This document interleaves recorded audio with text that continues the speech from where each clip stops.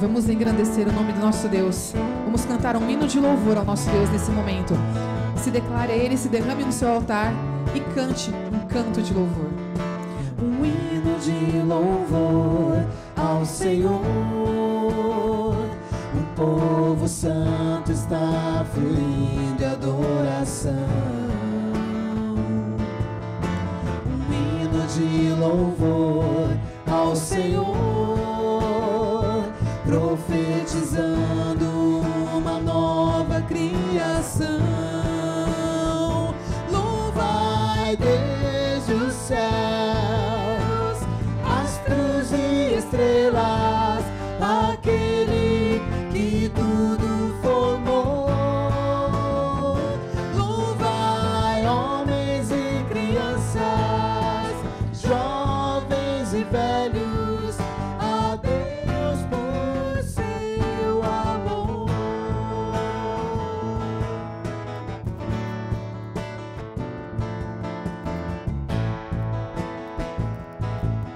Vamos cantar um canto de louvor ao Senhor. Um canto de louvor ao Senhor. Um povo santo está fluindo de adoração. Um canto de louvor ao Senhor, profetizando uma nova criação. Cantai desde os céus, astros e estrelas, daquele que tudo formou. Cantai homens e crianças, jovens e velhos, a Deus por seu amor.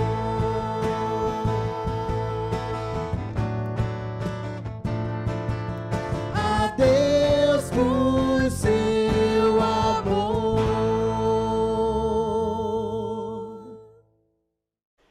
Graça e paz, amada Igreja Batista Muriá, a nossa grande família, a nossa comunidade fé, a comunidade do nosso Senhor Jesus Cristo. E hoje estamos à mesa do Senhor, mesa esta onde celebramos a ordenança que Cristo deixou aos seus discípulos, a ordenança do memorial da ceia do Senhor, porque é na memória que resgatamos na história de Deus em nossa vida, o que Ele fez por mim e fez por você. Primeiro, a salvação eterna que temos em Cristo.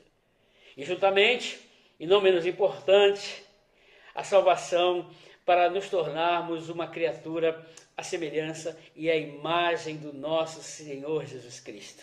Porque nós somos cristãos, e se somos cristãos, somos pequenos cristos. E somos pequenos cristos para testemunhar, celebrar a transformação, a expansão de consciência que o Espírito Santo nos dá para, passo a passo, de fé em fé, dia a dia, nos tornarmos mais parecidos com Jesus Cristo. Esse é o meu desejo hoje, através da leitura da palavra e através da explicação e aplicação da palavra, onde somos desafiados a olhar para Cristo, para vivermos uma vida transformada, uma vida regenerada, recriada, à imagem e semelhança do humano perfeito que foi Jesus Cristo. Porque ser como Cristo é também uma salvação de nós mesmos, uma salvação do nosso egoísmo. E hoje eu quero tratar com você e com você, ler para você e ler com você e sua família a mesa do Senhor, nesta comunhão fraternal do corpo de Cristo, nesta união fraternal da família de Deus, nesta comunhão e confraternização dos remidos pelo sangue do Cordeiro que tira o pecado do mundo. E para começarmos bem, vamos orar, porque tudo que começa com oração, termina com oração e termina dentro da vontade e dos propósitos de Deus. Vamos orar. Bendito Deus e eterno Pai, obrigado pela Tua graça, Obrigado pela tua misericórdia. Obrigado pelo teu amor. Amor este que a cada dia, Senhor, é percebido em todas as áreas da nossa vida, principalmente agora, onde a tua igreja está reunida e simultaneamente o culto presencial está acontecendo lá no templo da tua igreja, da nossa grande família Moriá. Obrigado, Pai, porque a tua igreja, apesar de tantas lutas, tantos medos, tantos temores, tantas ameaças, tantas crises, durante todos esses anos, nada pôde vencer esse projeto tremendo que é a igreja. Obrigado, Pai, porque somos igreja, somos tua igreja, e somos tua família, e somos os teus filhos, e todos nós somos irmãos. Obrigado porque na tua igreja não existe título. Obrigado porque na tua igreja não existe quem é o maior e quem é menor. Obrigado porque a mesa do Senhor, ao olharmos uns para os outros, percebemos que somos iguais, somos um no Senhor. E que tua palavra hoje, de uma forma muito especial, singular e tremenda, venha colocar luzes, venha trazer lucidez à nossa mente, ao nosso caráter, às nossas emoções. E que tua palavra, Senhor, venha tocar em nossas vidas. Que a tua palavra venha confrontar as nossas ações, reações e confrontar principalmente o que realmente somos aqui dentro. E que possamos tomar a decisão hoje de nos santificarmos para a tua glória. Em nome de Jesus. Amém, Senhor. Amém. Como é do seu conhecimento, nós estamos tratando e trabalhando as cartas do apóstolo Paulo. O apóstolo Paulo escreveu uma boa parte do que contém aí no seu Novo Testamento. O apóstolo Paulo, um grande missionário, um grande fundador de igreja, um grande discipulador de homens, e de fato ele cumpriu o ide de Jesus, ele cumpriu aquilo que Jesus falou para Pedro naquele dia da grande pesca, que faria de Pedro e dos demais discípulos pescadores de homens, pescadores de almas. E é isso que o apóstolo Paulo, depois da sua conversão, entendeu muito bem quando teve o encontro com Jesus Cristo, quando Paulo caiu em si e de si. E ele percebeu o quanto ele estava errado, o quanto a sua mente estava estreita, enquanto sua mente estava fechadíssima, lacrada, enrijecida, inflexível para uma novidade de vida que só é possível em Cristo. E naquele dia que ele caiu do cavalo, que uma grande luz, a luz de Cristo. Interessante que o texto lá de Atos diz que era meio-dia, a luz de Cristo superou a luz solar. Foi maior que a luz solar. Além dessa luz ter esclarecido, ter desvendado, essa luz revelou Cristo na vida de Paulo, aí sim ele teve a expansão de consciência. E esse mesmo apóstolo Paulo escreveu várias cartas, e de uma forma especial essa série de cartas para um novo tempo, esse novo tempo cheio de tantos desafios e principalmente cheio de tanta maldade. E eu quero convidar você a ler a carta do apóstolo Paulo a Tito, que era bispo, era presbítero, era um pastor em Creta. E ali o apóstolo Paulo explica de uma forma muito clara, no capítulo 1 da epístola de Paulo a Tito, que diz assim: a razão, Tito, de tê-lo deixado em Creta foi para que você pusesse em ordem o que ainda faltava e constituísse, treinasse, escolhesse, comissionasse pastores, presbíteros em cada cidade. E assim, Paulo vai orientando Tito, vai escrevendo a Tito, vai redigindo, orientando, mostrando o caminho, como Tito poderia ser um grande líder, um grande capacitador também de outros líderes espirituais para cuidar da igreja de Cristo. É porque o contexto em Creta era um contexto muito parecido com o nosso nos dias atuais. Pois o próprio apóstolo Paulo cita um dos sábios, um dos profetas pagãos. Paulo utiliza uma frase de um profeta pagão para dizer que até um profeta pagão teve o discernimento de ver quão terrível estava aquela sociedade. Preste atenção. Diz o apóstolo Paulo escrevendo a Tito, para que Tito dissesse isso aos cidadãos daquele contexto, especificamente Creta. Ele diz assim no verso 12 do capítulo 1, um dos seus próprios profetas chegou a dizer: cretenses, sempre mentirosos, feras malignas, glutões presunçosos, tal testemunho é verdadeiro. Portanto, Tito, repreenda-os severamente para que sejam sadios na fé. E hoje não mudou muito. O contexto tem sido este. Um contexto de um novo evangelho que estão querendo colocar, empurrar por goela abaixo, a garganta abaixo, para que a igreja de Cristo aceite passivamente e acomodadamente e confortavelmente esse novo evangelho, que não é o evangelho de Cristo. E aí Paulo vai discorrendo e chega no texto principal para a nossa meditação nessa noite, a mesa do Senhor. Capítulo 3, dos versos 4 a 6. Abra sua Bíblia aí. Capítulo 3 de Tito, versos de 4 a 6.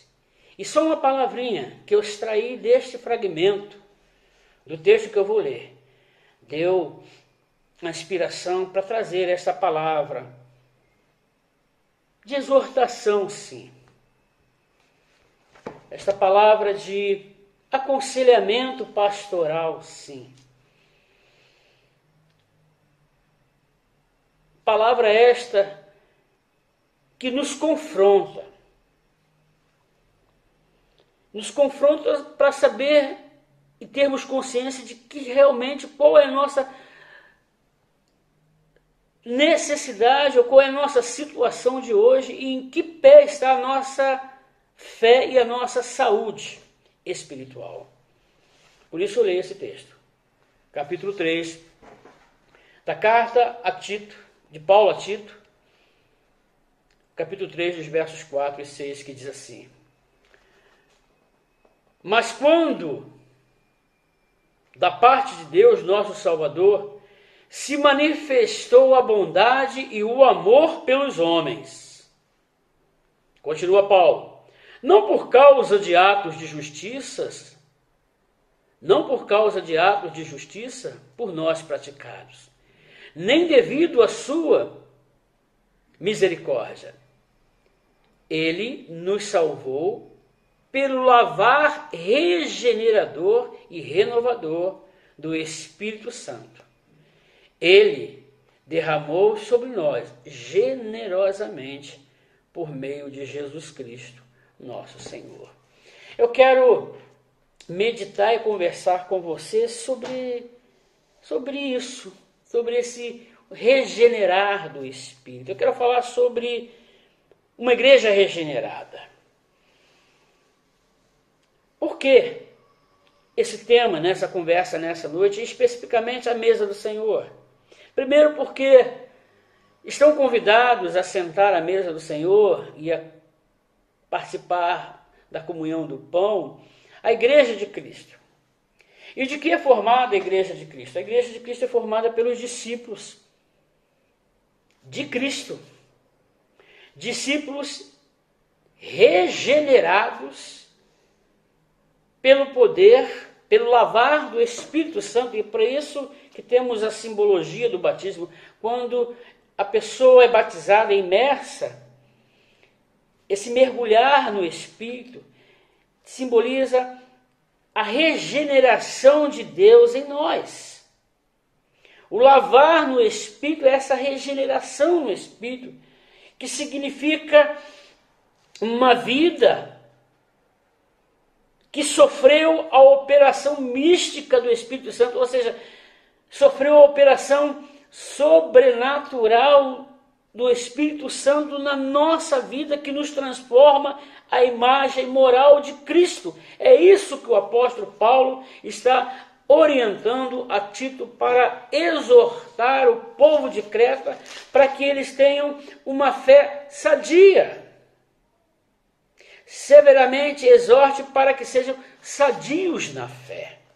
É isso que o apóstolo Paulo está dizendo nessa carta. E nessa orientação, nesse discipulado que o apóstolo Paulo escreve e orienta a Tito, é porque Paulo, na realidade, tem um sonho como o sonho de todo pastor, e é meu sonho também. É que, de fato, as pessoas que se dizem cristãs, que se dizem filhos de Deus, filhas de Deus, discípulo, aluno, aluna de Cristo, sejam de fato pessoas regeneradas. E regeneradas, transformadas pelo Espírito Santo. O que é a palavra regeneração? Significa reconstruído, construído novamente. É o que Paulo diz, quem está em Cristo é uma nova criatura. As coisas velhas se passaram e eis que tudo se fez novo. Na sociedade e na igreja, na sociedade e também na sociedade chamada igreja, numa comunidade chamada igreja, existem dois exemplos de pessoas. A primeira, Paulo fala lá para Timóteo, que nos finais dos tempos, existiriam pessoas sem amor pela família, caluniadores, inconstantes, irreconciliáveis, sem domínio próprio, cruéis. E diz o apóstolo Paulo que essas pessoas são inimigos do bem. Então, na sociedade, tem essa turma toda, que em síntese são inimigos do bem. E existe a outra metade de uma sociedade, os regenerados, aqueles que encontraram de fato Jesus Cristo e recebeu esse regenerar da existência. Porque sem Cristo e sem a regeneração do Espírito Santo, andaríamos como estes que o apóstolo Paulo diz. Ele diz assim: estejam sempre prontos a fazer tudo o que é bom. Não caluniem ninguém, sejam pacíficos, amáveis e mostrem sempre verdadeira mansidão para com todos os homens. E ele faz uma observação. Houve um tempo em que nós também éramos. Éramos quando? Que tempo é esse? Quando não tínhamos Jesus Cristo como Senhor. Houve tempo em que nós também éramos insensatos, desobedientes, vivíamos enganados e escravizados por toda espécie de paixões e prazeres, vivíamos na maldade, na inveja, sendo detestáveis e odiando uns aos outros. Mas sempre tem o mais na vida daqueles que têm Jesus Cristo.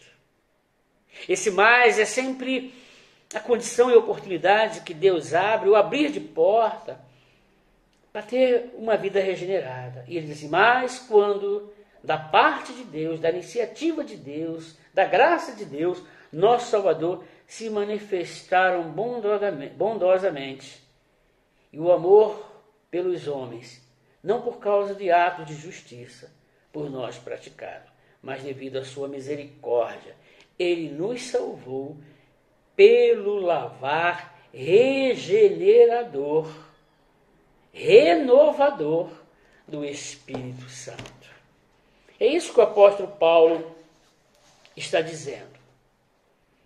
Uma igreja que se diz adoradora de Cristo, uma igreja que se diz ter Deus como Senhor e Pai, Supremo Pastor, ela é constituída de pessoas regeneradas pelo lavar no Espírito Santo.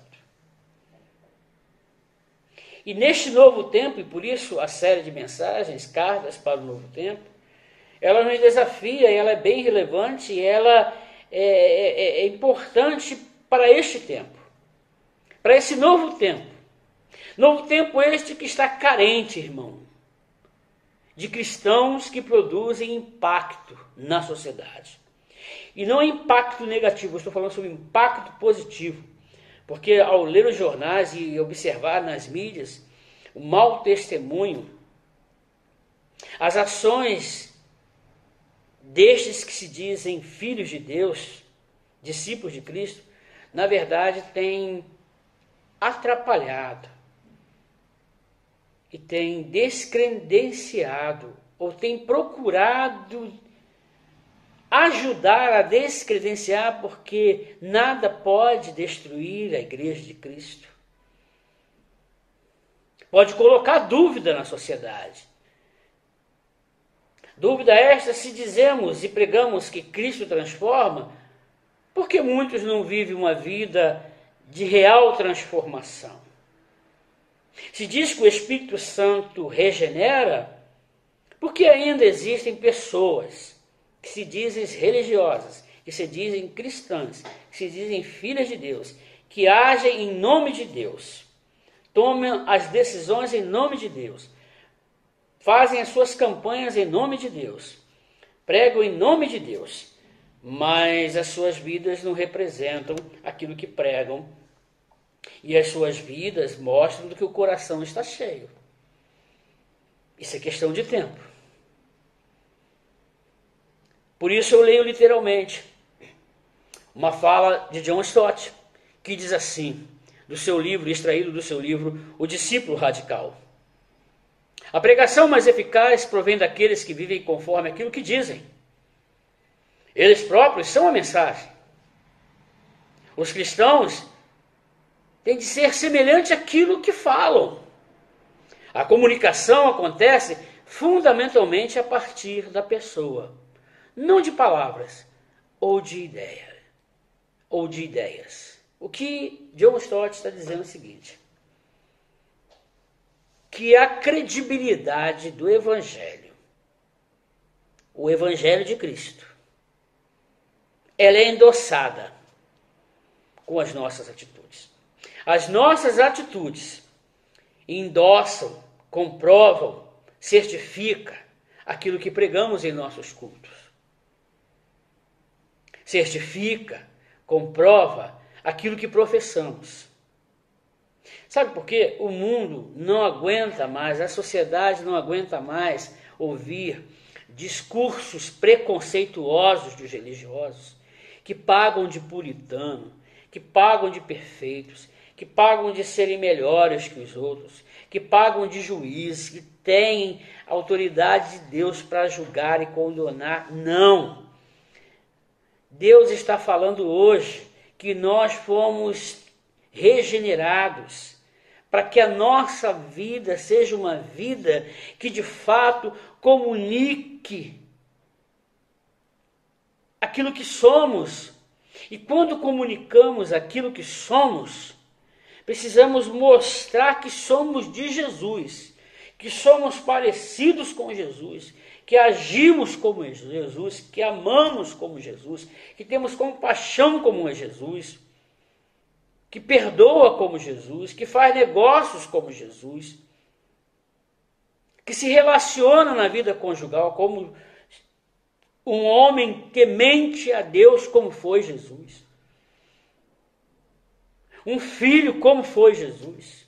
Um profissional, como foi Jesus. Porque tudo na vida dos filhos de Deus é para glorificá-lo. Então, Paulo, nesse texto de treinamento, de capacitação, de orientação e instrução ao seu jovem pastor, amigo, discípulo, aluno Tito, ele estava dizendo o seguinte, que precisamos, como igreja, ter uma vida regenerada. Uma vida regenerada não mais produz atitudes, ações e reações do que éramos. O que éramos? Éramos insensatos, éramos desobedientes. Insensatos são nécios, ou seja, mente corrompida pelo pecado. Éramos desobedientes. Os desobedientes negam a sua responsabilidade perante Deus. Os desobedientes sempre estão inclinados para o mal. Diz Paulo que antes da regeneração éramos enganados, existíamos e vivíamos enganados, desgarrados. Cada dia vivido mais longe de Deus, e cada dia que passamos sem Deus, mais distante vamos ficando de Deus. Cada vez que eu ando no itinerário da minha existência, cada vez que eu ando mais longe de Deus, eu vou perdendo a percepção, eu vou perdendo a imagem, eu vou perdendo a lucidez do que é o caráter de Deus, e o amor de Deus, a compaixão de Deus, e o que Ele sonha para todos nós, voltarmos a sermos um filho reconciliado e amado pelo Pai. Éramos o que antes de sermos regenerados? Escravos, vítimas das forças malignas. Vivíamos uma existência cheia de inveja e de malícia, desejando sempre o mal para alguém, e com inveja, desejando tudo o que é do outro. E diz o seguinte, a teologia, a ética e os valores morais, que quem tem inveja é uma confissão pública que não tem capacidade de fazer nada. Mas aí somos regenerados. Somos reconciliados com Deus. E nós não vamos mais viver como éramos. Detestáveis, odiosos, odiando-nos uns aos outros. Ou seja, vivíamos com o outro como vivíamos conosco mesmo. Porque quem não tem Deus não tem amor próprio. E se eu não tenho amor próprio, também não vou ter amor pelo próximo. E o que tudo isso aqui nessa tarde, ou nessa noite, melhor dizendo, tem a ver com a sua vida e com a sua história. E hoje a mesa do Senhor é um momento muito próprio para fazermos uma autoavaliação. Se de fato estamos vivendo como pessoas regeneradas e transformada pelo Espírito Santo, se vivemos de fato e realmente como pessoas lavadas pelo Cordeiro de Deus que tira o pecado do mundo. E aí vem a minha pergunta, por quê? Por que a igreja regenerada precisa mostrar seu rosto? Porque você que é regenerado precisa mostrar o seu rosto, mostrar a sua identidade, mostrar a sua força, manifestar a sua força no Espírito Santo de influenciar a sociedade, de influenciar a sua casa, de influenciar o seu casamento, de influenciar as decisões da sua casa, os negócios da sua casa, os negócios da sua empresa, de influenciar como uma pessoa regenerada os seus filhos através da educação, na unção e na orientação do Espírito Santo. Veja bem, abro um parênteses na minha palavra. Muitas pessoas acham que a unção no Espírito Santo é só para pregar a palavra do púlpito da igreja. Não! A unção do Espírito Santo no regenerado pelo Espírito Santo é para que seja ungido para ensinar, proclamar, reproduzir, orientar e glorificar a Deus com a sua vida, meu irmão. A salvação está certa, a salvação é clara, nada pode nos separar do amor de Deus. E aí, para quê? Para que Deus nos regenerou? Talvez você esteja desanimado, dizendo assim: para que viver uma vida correta? Para que viver uma vida coerente? Para que viver uma vida ética? Onde os poderosos estão prosperando, onde os poderosos estão tendo conforto, e aí entra aquela crise existencial, espiritual, melhor dizendo, e você diz: não vale a pena viver uma vida, uma existência de um regenerado, porque a impressão que dá que os injustos prosperam. Essa foi a tentação do salmista, quando entrou em crise e dizia em seu salmo que os ímpios prosperam. Nós somos tentados a todos os dias desistirmos de sermos éticos, de sermos filhos de Deus, de sermos uma existência, uma vida que seja vivida como regenerado pelo Espírito Santo. E aí me faz lembrar da frase, ou uma das suas frases, de Rui Barbosa, quando no final de uma renomada citação que ficou para a história, no finalzinho dela ele diz assim, que o homem chega a ter vergonha de ser honesto. São essas tentações do novo tempo. Essa é a pergunta que eu faço ao texto. Se recebemos o regenerar místico, o regenerar sobrenatural do Espírito Santo para sermos formados à imagem da moral de Cristo, para que isso? E eu quero, nesta noite, te ajudar a mostrar o caminho daquilo que pode ou possa trazer um conforto, trazer uma motivação da Bíblia para o teu coração. Porque a igreja, porque você hoje precisa mostrar o seu rosto na comunidade, na sociedade. Mostrar a sua identidade de filho de Deus, a sua força, a sua influência na sociedade como sal e luz, conforme diz Jesus Cristo lá no Sermão do Monte, quando pregando e ensinando aos seus discípulos, disse que eles eram sal e luz. Primeiro, porque o mundo está carente de pessoas sensatas, pessoas que mostrem com suas vidas que apesar da maldade, que apesar do caos moral e social, ainda vale ser obediente a Deus. É o que diz o versículo 8 do capítulo 3 da carta de Paulo a Tito, que diz assim, do versículo 8, parte B, que diz assim: se empenhe na prática de boas obras. Se empenhe na prática de boas obras. Aí eu perguntaria a Paulo, e creio que Tito também perguntaria, para quê? Porque tais coisas, diz o apóstolo Paulo, tais coisas são excelentes e úteis aos homens. Então, meu irmão, viva como um regenerado pelo Espírito, porque essa sociedade mais próxima, a começar dentro da sua casa, está carente de homens e mulheres sensatos, que mostrem com suas vidas que apesar do mundo estar em caos, a moral está sendo colocada em xeque, a credibilidade de algumas igrejas tem sido colocada em xeque, de uma vida de alguns que se dizem cristãos está sendo colocada em dúvida. Ainda vale a pena ser obediente a Deus, porque diz o texto, tais coisas são excelentes, tais coisas são excelentes e úteis a todos os homens. Se empenhe, diz o apóstolo Paulo a Tito, na prática de boas obras. E eu, como pastor dessa comunidade, reproduzo a fala de Paulo.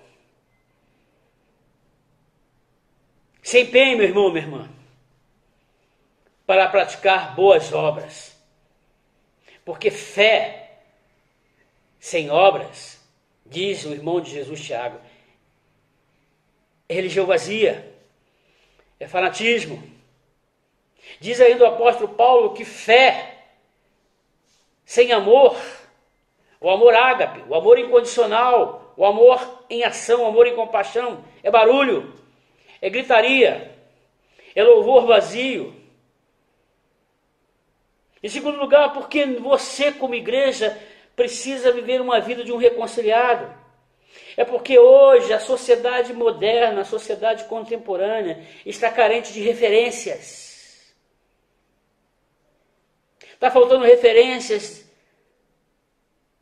dos nossos governantes, governantes imorais, governantes sem compaixão pelo povo, governantes que se acham deuses, porque têm poder de decidir as leis do nosso país, poderes de julgar e redigir leis para nós, cidadãos comuns, obedecermos. Nosso país está carente de referência no poder público. Nosso país está carente de referência na educação, de referência na saúde pública, de referências de empresários, empregadores éticos, humanos. A nossa sociedade está carente de referências de professores que amem os seus alunos, que assuma a missão de capacitador e de formador de vidas para um país melhor.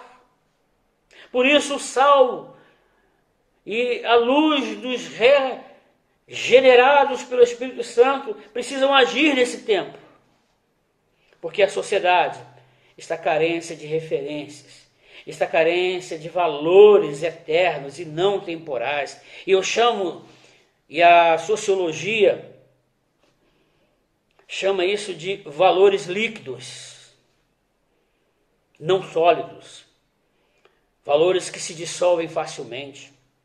Isso podemos ver pelos relacionamentos pessoais, conjugais. Não existe mais relacionamentos sólidos.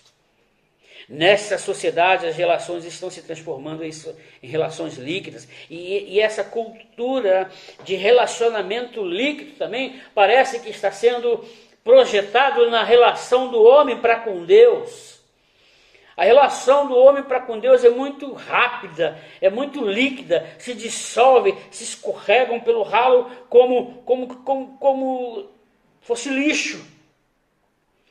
Então Deus, a impressão que dá para estes religiosos sem Cristo, religiosos sem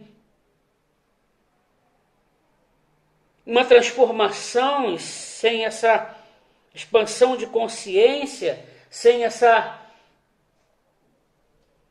transformação pelo Espírito, é uma relação líquida, uma relação muito temporal e não eterna. Por que você tem que ser um cristão ou uma cristã que viva como uma pessoa regenerada pelo Espírito Santo, pelo lavar do Espírito Santo? Uma pessoa regenerada e transformada ao caráter moral de Cristo, para que haja mais solidez na relação do homem para com Deus.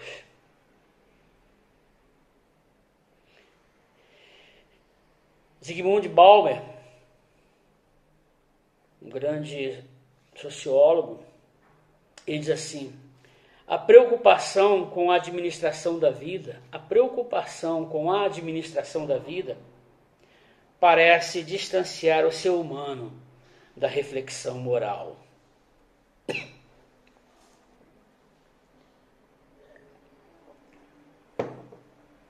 Estamos tão preocupados com a administração da vida que esquecemos de refletir sobre a moral.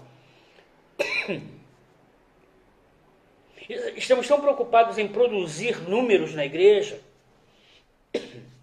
de administrar os bens da igreja, os bens da cultura religiosa, das tradições, dos tradicionalismos escravizantes, que esquecemos de fazer e praticar a reflexão moral. Que moral? A moral de Deus.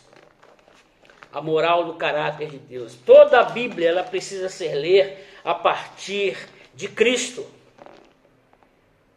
Então é em Cristo que a lei é aperfeiçoada.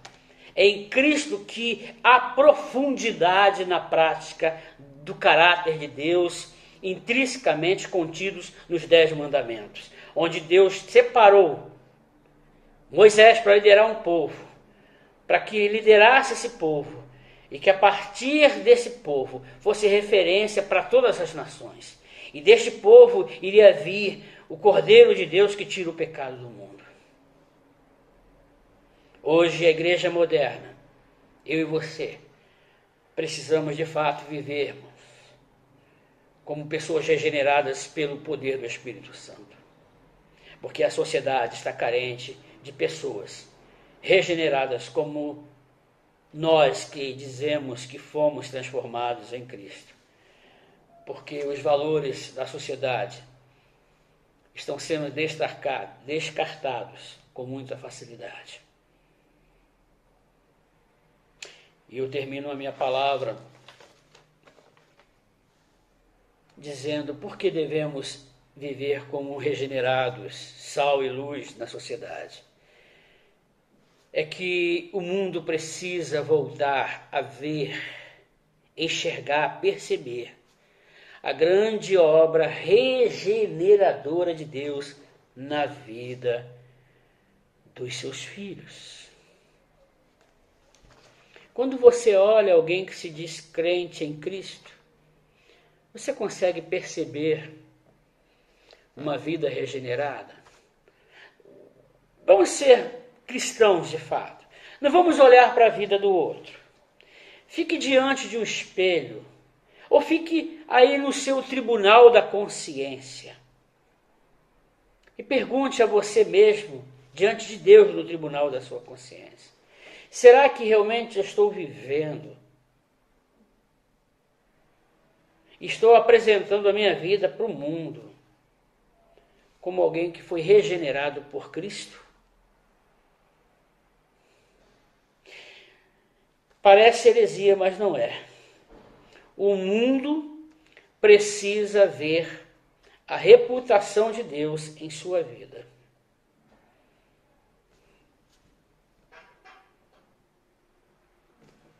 A Bíblia prova isso que eu estou falando.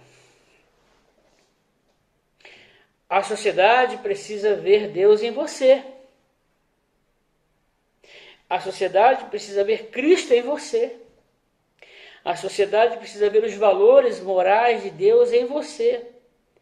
Lá no Novo Testamento, em uma das conversas que Cristo estava conversando, batendo um papo, discipulando e ensinando, porque todo momento de Cristo era didático, pedagógico, tudo era oportunidade para crescimento e expansão de consciência. Os discípulos perguntaram: quando veremos a Deus? E Jesus chega: como vocês verão a Deus? Olhe para mim, porque quem me vê, vê o Pai. E se somos discípulos de Cristo, queremos estar próximo de Cristo e imitar Jesus Cristo. E se imitamos Cristo, com certeza as pessoas irão ver a reputação de Cristo em nós. E se estão vendo a reputação de Cristo em nós, vão ver a reputação de Deus, a credibilidade desta reputação. Então, meus amados irmãos, a proposta de hoje, a proposta do Evangelho de Cristo, firmado em sua palavra, é que Deus quer nos fazer como Cristo. Porque a salvação eterna, com certeza, pela promessa de Deus, já temos essa salvação eterna. Já viveremos com o Pai. Mas enquanto o dia da sua promoção para, de fato, vivermos na eternidade, na presença de Deus, precisamos ser embaixadores de Cristo, representantes de Deus na face da terra. E a melhor forma de apresentarmos e imitarmos a Deus é amando. Porque quando amamos, Deus está presente. Porque Deus é amor. Onde não existe amor, existe a ausência de Deus. Não existe a presença de Deus. Por isso ame no casamento. Porque amando no casamento, Deus se fará presente no seu casamento. Ame na sua relação com a sua família. Porque amando na sua família, você também perceberá Deus no seu lar. O Evangelho não é um conjunto de doutrinas. O Evangelho é uma pessoa, Jesus Cristo, Filho de Deus, que tira o pecado do mundo. E eu termino a minha fala nessa noite, já nos dirigindo para o memorial da ceia do Senhor. Por isso eu convido você a pegar o seu vinho, o seu pão, e eu termino a nossa palavra já nos preparando para esse momento tão especial na vida da igreja hoje, que é a obediência da celebração do memorial da ceia do Senhor. Eu quero ler um fragmento de uma bela canção que todas as vezes que eu ouço, ela produz um impacto no meu coração. O título dessa música é Marcas, do grupo Logos, e diz assim: iguais a eles quem? Os discípulos de Cristo. Iguais a eles, os primeiros discípulos de Cristo. Aqueles que perderam a sua vida por amor a Cristo, porque diziam em sua profissão de fé que o Deus deles não era César, era Cristo, Yeshua, Jesus Cristo. Jesus de Nazaré era o seu Messias, era o seu Deus. Iguais a eles, são bem poucos hoje em dia que realmente andam perto do Senhor, que já libertos de seus vícios e pecados, vivem como perdoados, propagando a salvação. São tais pessoas que são fortes sendo fracas e por isso deixam marcas para outros como eu, deixam marcas para outros como você. A minha oração é que a regeneração do Espírito Santo, que transformou o seu caráter, que transformou a sua vida, que converteu a sua moral à moral de Cristo, deixam marcas nas pessoas que te cercam. E eu te desafio, pelo poder que a palavra nos autoriza a dizer e te desafiar. Eu te desafio a deixar marcas na vida da sua família aí onde você está. Porque a partir da sua família, outras famílias serão marcadas pelo poder regenerador do Espírito Santo em nossas vidas. Por isso eu convido você à mesa do Senhor, abrir a sua Bíblia na primeira carta deste grande apóstolo Paulo à igreja de Corinto.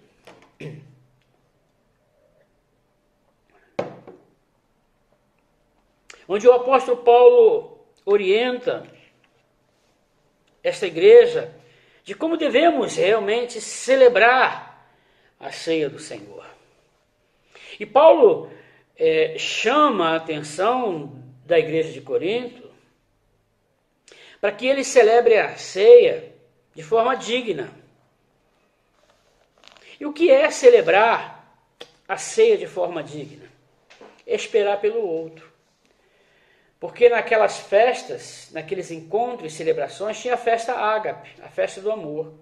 E cada um trazia o que tinha em casa para comer. Era o juntar panelas da época. As famílias se juntavam, cada um trazia frango, trazia pão, trazia bebida, vinho, um prato diferente, um bolo. Mas só que naquela comunidade tinham pessoas carentes, pessoas pobres, que iam para a festa do amor, ia para a festa ágape, ia para o encontro da celebração, mas não tinha como celebrar na comunhão e no partir do pão. E celebrar indignamente, irmãos, Não é que eu pequei antes ou horas antes da ceia e por isso não estou habilitado.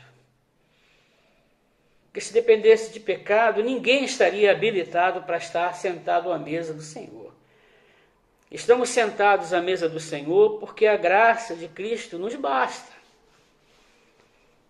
Nós temos a marca do Cordeiro de Deus e a morte não chegará na nossa vida, porque fomos selados pelo Espírito Santo.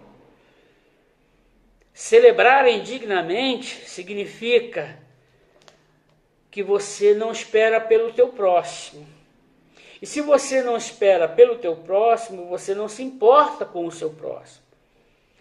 Você se torna uma pessoa indiferente com o outro. Ou melhor, com o próximo, porque não existe o outro, existe o nós. Então, celebrar e tomar o pão e tomar o vinho indignamente significa: eu não estou nem aí para quem está ao meu lado. Eu não estou nem aí para quem está sofrendo. Eu não estou nem aí quem é esse que está ao meu lado aqui, no banco, na cadeira ou no chão da celebração do memorial da ceia do Senhor. Hoje, Cristo está te desafiando a viver como um regenerado. Primeiramente, priorizando, se importando com o outro, com o próximo, principalmente com aqueles que estão aflitos em sua alma. Então, estar preparado para tomar o pão e tomar o vinho significa: eu me comprometo, Senhor, a amar como o Senhor me ama. Um amor sem barreiras, um amor sem preconceito. E a minha oração nessa noite é que eu e você venhamos mostrar a cara de Cristo, o rosto de Cristo em nós. Que a face de Cristo seja vista em você, meu irmão. E a maior maneira de vivermos uma existência onde as pessoas veem a beleza de Cristo em nós é nos importando com o outro. Não querendo destruir, tirar o outro da frente, tirar aquele que não concorda com você. Como eu sou tentado a descartar aqueles que discordam de mim. Mas Jesus me ensinou que nós devemos perdoar muitas vezes. Agora eu só posso me relacionar com aqueles que querem se relacionar comigo. Por isso, devemos fazer o bem em todo o tempo, até com aqueles que não querem nosso bem, até aqueles que não querem nosso amor. E eu convido você a pegar o pão. Pão este que representa o corpo do Deus, Cristo, o corpo valoroso de Cristo, este corpo que simboliza a vida de um Deus que é oferecido a você. A sua vida, meu irmão, a sua vida, minha irmã, vale a vida de um Deus. E por isso viva com o coração grato. E como viver com o coração grato? Amando, tendo graça, imitando a Cristo. Viva e tome esse pão como reconciliado em Cristo. Por isso o apóstolo Paulo diz assim: pois percebi do Senhor que também lhes entreguei que o Senhor Jesus, na noite em que foi traído, tomou o pão. E tendo orado, dado graças, partiu e disse: isto é meu corpo, que é dado em favor de vocês. Este é meu corpo, que é moído em favor de vocês, que é oferecido em favor de vocês. Façam isso em reconhecimento. Façam isso em memória, em lembrança do amor perfeito do Cordeiro de Deus que tira o pecado do mundo. Comamos em obediência ao nosso Senhor.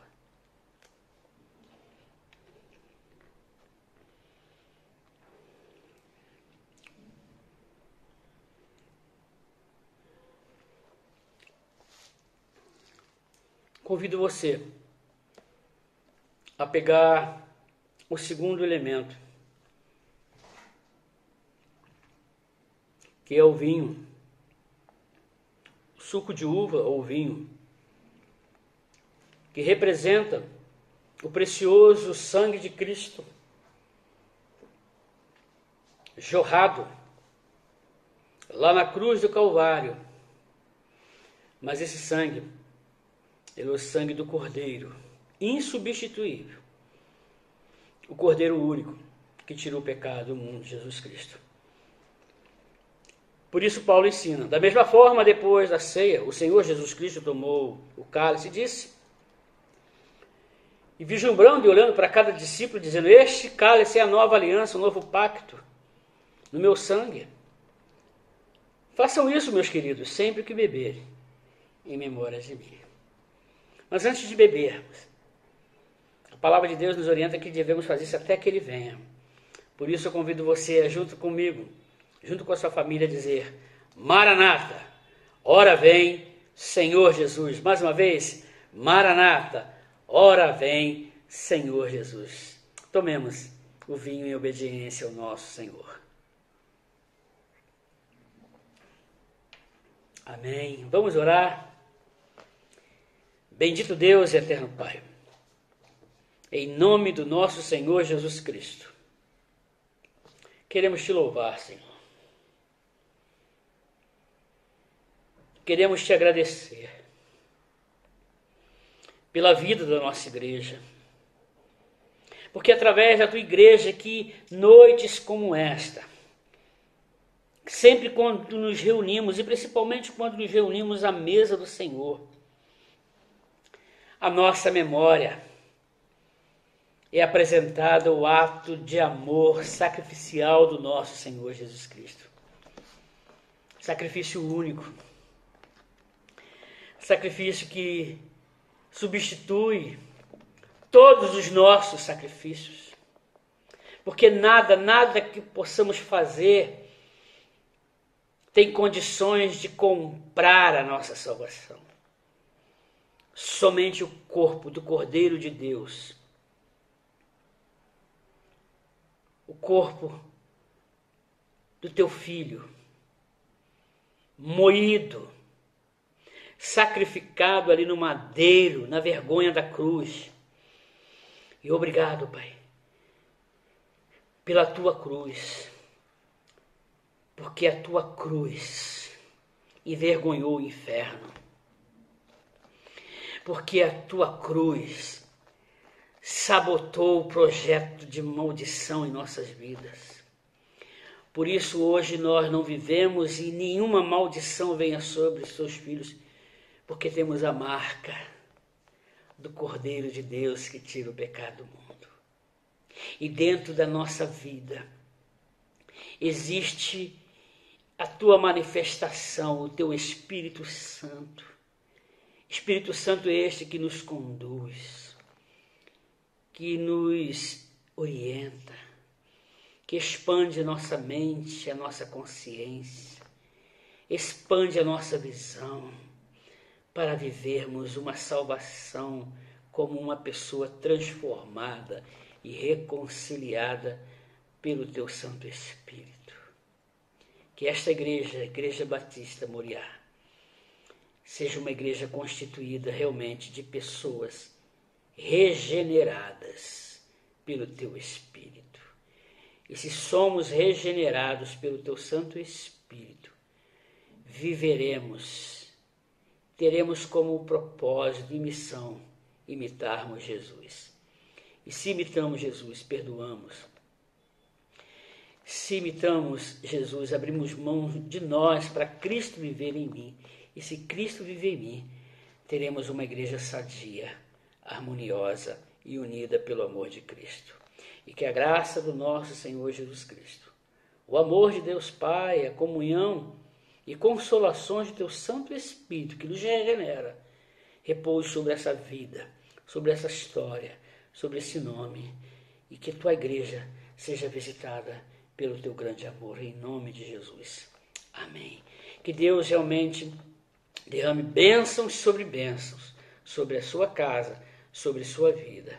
A minha oração é que de fato você viva como uma igreja regenerada, porque Cristo transforma, porque Cristo liberta, porque Cristo salva. Que Deus te abençoe. As nossas celebrações presenciais continuam. E se você quiser fazer parte da celebração presencial, todos os domingos, às 18 horas em ponto, damos início para a celebração do Deus vivo, a celebração da graça que nos visita, a celebração da salvação de Cristo em nosso viver. Deus abençoe, um abraço cheio de saudades do seu pastor que quer servir. Precisando da minha vida, é só entrar em contato. Estarei sempre pronto para visitá-lo, para aconselhá-lo, para conversar e para orar por você. Deus te abençoe. Até o próximo encontro.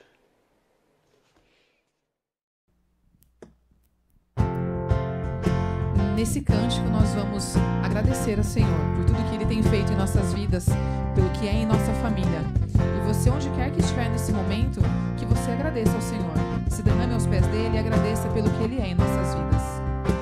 Por tudo que tens feito, por tudo que vais fazer, por tuas promessas e tudo que és, eu quero te agradecer com todo o meu ser. Te agradeço, meu Senhor. Te agradeço.